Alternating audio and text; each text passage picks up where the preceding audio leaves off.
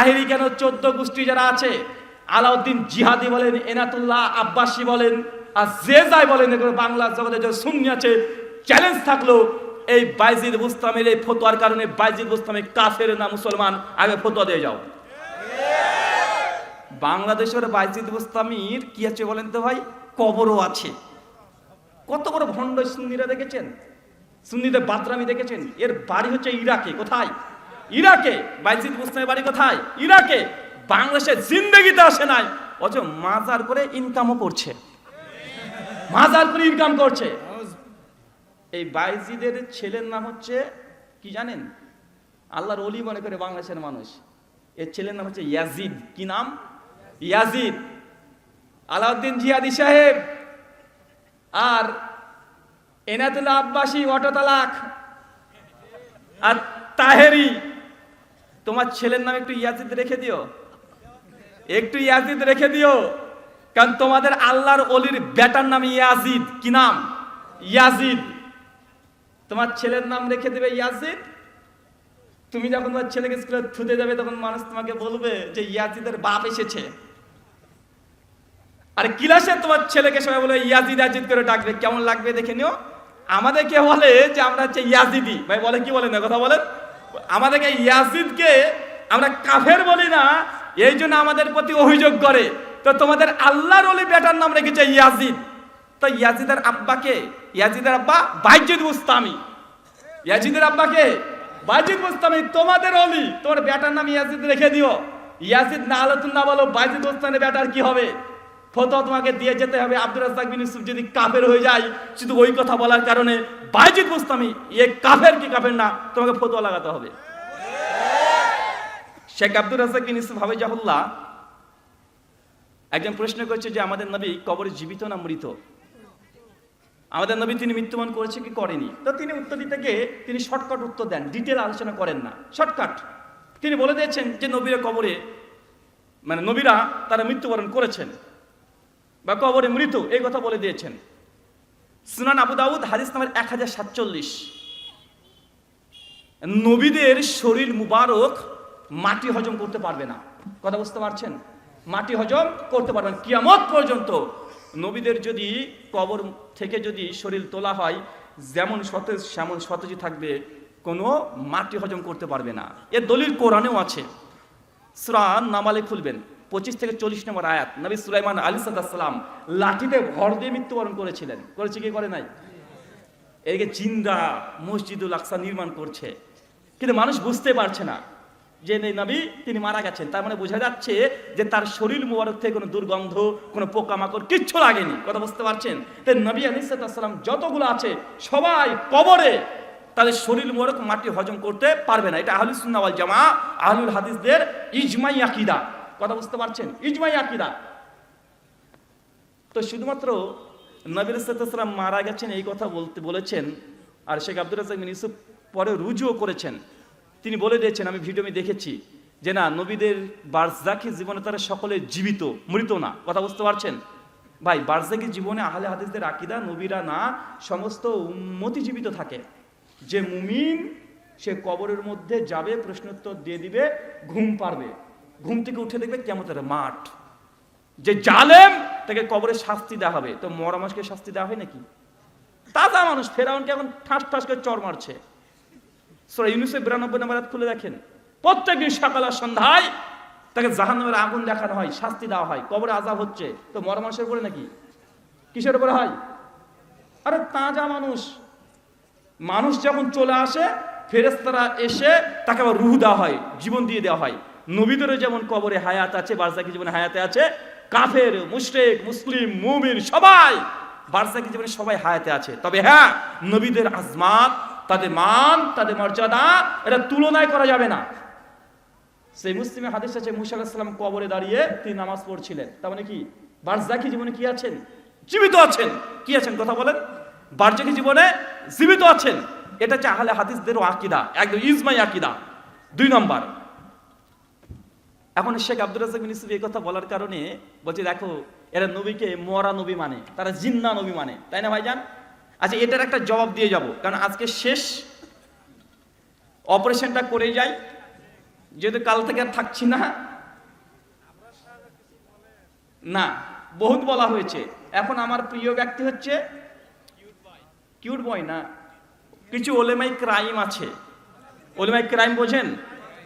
ওলেমাই crime, ওলেমাই কেরাম না, ওলেমাই কেরাম হচ্ছে সম্মানিত আলেম ওলেমা, আর ওলেমাই ক্রাইম হচ্ছে নিশ্চয় মুমিন মুমিনের ভাই। সহিহ বুখারীর কিতাবুল ইমানের 13 নম্বর হাদিস নবী বলছেন, সে ব্যক্তি ততক্ষণ পর্যন্ত মুমিন হতে পারে না যতক্ষণ না পর্যন্ত তুমি নিজের জন্য যা চাও তোর ভাইয়ের জন্য তা না চাও।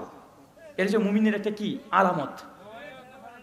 আমি যেহেতু মোহাম্মদ আদনানকে যখন দিনী ভাই মনে করি, আর হাদিস বলছে আমি নিজের জন্য যা চাই সেটা আমার ভাইয়ের জন্য চাইতে হবে। আমি চাই না আবু তাহা মোহাম্মদ আদনান নবীর হাদিসের নামে জাল হাদিস বলে জাহান্নামে যাক। কথা বুঝতে পারলেন না ভাইজান? জাল হাদিস বলে জাহান্নামে যাক এটা আমি চাই না, কারণ আমি তাকে তিনি ভাই মনে করি। আর তারও ধরেন জেনারেল থেকে তিনি এসেছেন এখানে, আমিও জেনারেল ব্যাকগ্রাউন্ড থেকেই এখানে এসেছি, তার মানে আমাদের কিছু সাদৃশ্য লক্ষ্য করা যাচ্ছে। তো সেক্ষেত্রে আমি বলে গেলাম তার আলোচনাতে অনেকগুলো জাল হাদিস আছে। জাস্ট দুটো জাল হাদিস বলি, যেটা একদম টাটকা জাল হাদিস বলেছে, এক স্টেজে বসেই আলোচনা চলছে। একজন বলছে যে হুজুর একটা মোবাইল হারিয়ে গেছে, একটু ঘোষণা করে দেন। সহসা আদনান সাহেব তিনি বলছেন যে শোনেন, আপনারা তো ওই মোবাইল চুরি করছেন, যে চুরি করেছেন দ্রুত গতিতে যেখান থেকে চুরি করছেন রেখে চলে যান, কারণ চোরের বিধান হচ্ছে চুরি করে তার হাত কেটে দিতে হবে। কিয়ামতের মাঠে যখন আপনারা উঠবেন, যারা চোর আছেন আল্লাহ সুবহানাহু ওয়া তাআলা কিয়ামতের মাঠে তাদের কবজি পর্যন্ত হাত কেটে নেবেন। কথা বুঝতে পারছেন? নবীর হাদিসের নামে এই কথা চালিয়ে দিল। আল্লাহি এটা হাদিস না, এটা স্টেজে বসে নিজে টাটকা নির্ভেজাল জাল হাদিস তৈরি করছে 2023-এ বসে। কথা বুঝতে পারলেন না ভাইজান? জ্ঞান অর্জনের জন্য চীন দেশে যাও, এটা হাদিস জাল, কিন্তু এই হাদিসের গ্রন্থে আছে। শুআবুল ঈমান লিল বাইহাকিতে এই হাদিস সহিহ মানে সনদ সহকারে আছে। দালাইলুন নবুওয়াতের মধ্যে আছে ইমাম আসফাহানির এই হাদিস, আর অনেকগুলো মুস্তাদরাক হাকিমের মধ্যেও আছে। শহীদের রক্ত জ্ঞানীদের কলমের চাইতো, মানে একটা হাদিস লেখা থাকে না ভাইজান, এই হাদিসের সনদ আছে, তবে হাদিস কি? হাদিস জাল। একটা হরিণ বাঁধা ছিল গাছেরই তলায়, এই ঘটনারও হাদিস হিসাবে সনদ হিসাবে আছে। তার কিন্তু দামেস্কের মধ্যে ঘটনা মজুদ আছে, হেলাইতুল আউলিয়া তার মধ্যে আছে, ইমাম বাইহাকির দালাইলুন নবুওয়াতে আছে, অনেক জায়গাতে কমপক্ষে 10টা সনদে এই ঘটনা হাদিস হিসাবে সনদ সহকারে আবু সাইদ খুদরি, আনাস বিন মালিক এই ঘটনা বর্ণনা করেছে, কিন্তু কি হাদিস জাল। কিন্তু আবু তা আদনান যে হাদিসটা বলেছে এটা নিজে তৈরি করেছে ও। আর আল্লাহ নবী বলছেন কেউ যে নবী না মিথ্যা কথা বলে তার থাকার জায়গা কোথায়? জাহান্নাম। আমি চাই না আমার দিনী ভাই আবু তাহা মোহাম্মদ আদনান তিনি জাহান্নামে চলে যাক। আমি চাই হয় এই হাদিসে তিনি সনদ পেশ করে আমাকে ভুল প্রমাণ করবে, অথবা আল্লাহর কাছে তিনি যেন তওবা করে নাই। কারণ যদি প্রকাশ্যে এই ঘটনাটা একটা ওয়াজে নয়, কমপক্ষে 20টা ওয়াজে বাংলাদেশে তিনি বলে বেড়েছেন একই হাদিস, অথচ জাল। এই যে আরেকটা ঘটনা যেটা আছে, উনি বলছেন জাহান্নামের কথা মনে পড়লেই আমার একটা হাদিস মনে পড়ে যায়। কি হাদিস? ওই যে আল্লাহ রাসূল যখন মেরাজে গেলেন সেই সময়তে সবার সঙ্গে দেখা হচ্ছে, সবাই হাসি মুখে কথা বলছে, সবাই খুশি নবীকে পেয়ে। তাই একজন ফেরেশতা দেখছেন কথা বলছেন কিন্তু হাসছেন না, আর গুরু গম্ভীর ভাবে আছেন। জিবরাইলকে নবী জিজ্ঞেসেন, জিবরাইল এই ফেরেশতা কেন হাসে না? তখন সঙ্গে সে বলছেন যে ফেরেশতা আল্লাহ যখন জাহান্নাম তৈরি করে সেই সময় এই ফেরেশতাকে জাহান্নামের পাহারাদার হিসেবে নিযুক্ত করে দিয়েছে। কথা বুঝতে পারছেন? তো জাহান্নামের ভয়াবহতা দেখে এই ফেরেশতা কখনো আর হাসে না, সেই দিন থেকে তার হাসি উড়ে গেছে, আর কখনো এই ফেরেশতা হাসে না। এই হাদিস যায়ীফুজ জিদ্দান, মারাত্মক পর্যায়ে যায়ীফ, এবং ইনকেতাও আছে সনদের মধ্যে। হাদিসগুলো কোথায় আছে সেটা বলেও না ভাই, রেফারেন্স দিতে হবে না, যত নম্বর হাদিস এত পৃষ্ঠা বলার দরকার নেই। অন্তত এটা বলতে পারেন যে আপনি হাদিসটা বললেন কোন গ্রন্থে আছে, নামটা তো বলা যায় নাকি, যে বুখারী, মুসলিম, আবু দাউদ, তিরমিজি, ইবনে মাজাহ, নাসাই, দারিমি, দারিকুতনি, বাইহাকি, মুসনাদে শিহাব, মুসনাদে সিরাজ, মুসনাদ আব্দুর রাজ্জাক, মুসনাদ ইবনে আবি শাইবা, কিছু নাম তো বলবেন, কিছু নাম বলে না। কোথায় খুঁজবে মানুষ? এই হাদিস যেটা এসেছে সিরাত ইবনে হিশামের মধ্যে এসেছে 534 নম্বর রিওয়ায়াত হিসাবে। এই হাদিস নিয়ে আসার পরে মুহাক্কিক ওখানে লিখেছেন এই হাদিস যায়ীফুজ জিদ্দান, এবং সনদের মধ্যে ইনকেত আছে, সূত্র বিচ্ছিন্ন। এই হাদিস সহিহ না, সহিহ কেতা যায়ীফ, নিতান্ত যায়ীফ, মারাত্মক পর্যায়ে দুর্বলতা আছে, 2 জন রাবীর উপরে অভিযোগ আছে, কিন্তু এটা হাদিস বলে বর্ণনা করে দিচ্ছে। তো ভাই জানা বোঝার পরেও জাল হাদিস বর্ণনা করলে থাকার জায়গায় জাহান্নাম। আমি চাই না আমার দিনী ভাই তিনি জাহান্নামে চলে যান। ইসলাহ করে নেন। শুকরিয়া। আলাউদ্দিন জিহাদি বলে খাজা বাবার মুরিদ হলে কবরে কোনো টেনশন নাই, একজন আলেম হয়ে এই কথা কিভাবে বলেন? হ্যাঁ, আলাউদ্দিন জিহাদি, আমি তারপরে মনে করি বিষয়কে সুন্নিদের মধ্যে যতগুলো এখন আলেম ওলামা আছে সুন্নিদের মধ্যে ইলমি আলোচনা কিতাব বোঝে, তাহাকিক বোঝে, এরকম কেউ যদি থাকে আলাউদ্দিন জিহাদি তার মধ্যে একজন, অনেকজনের মধ্যে একজন যারা কিতাব বুঝে। ভুলভাল ইখতিলাফ থাকতে পারে কিন্তু কিতাব বুঝে, কথা বুঝতে পারছেন, উনি আছেন। কিন্তু তিনার মধ্যে একটা ইলমের অহংকারও কাজ করে। কেমন? কেউ একজন ভুল ফতোয়া দিয়ে দিলে ওই ভুল ফতোয়াকে সঠিক প্রমাণ করার জন্য জাল জয়ীফ অপব্যাখ্যা, ব্যাখ্যার পর ব্যাখ্যা এটা করে চলে যায়, যেটা ওলেমা ক্রাইমদের সিফাত, ওলেমাই কেরামদের না। কদিন আগে একজনকে জান্নাতে দিয়ে দিল, উনি দলিল নিয়ে চলে এসেছে যে এখান থেকে জান্নাতি বলা যাবে বলে দলিল নিয়ে এসছে, সবগুলো অপব্যাখ্যা, কথা বুঝতে পারছেন? তো তার মধ্যে প্রবণতা আছে। তো উনি যেমন বলেছেন যে খাজা বাবার যদি মুরিদ হয় তাহলে নাকি কবরে আর কোনো প্রশ্ন করা হবে না। তো উনি এই বিষয়ে দলিলও দিতে চেয়েছেন, দেখলাম জালাউদ্দিন সুয়ুতির কিছু কিতাব থেকে দিয়েছে। তো আমি বলেছিলাম জালাউদ্দিন সুয়ুতি তিনি কবে আবার নবী হলেন? কথা বুঝলেন না ভাইজান? উনি বলছেন সূরা ইয়াসিন সূরা মুলক পড়লে কবরের আযাব মাপ পাওয়া যায়। তো তুমি বলছো তো প্রশ্ন করা যাবে না, মাপের সঙ্গে সম্পর্ক কি? এগুলো সব অপব্যাখ্যা।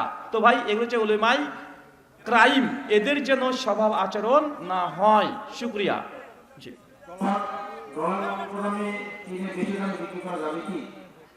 ডলার কারেন্সি কম বেশি এগুলো করা যাবে কি যাবে না? বাংলাদেশ আহলে হাদিস আর তাহরিকের ফতোয়া জায়েজ, একটা বিশেষ ঘোষণা।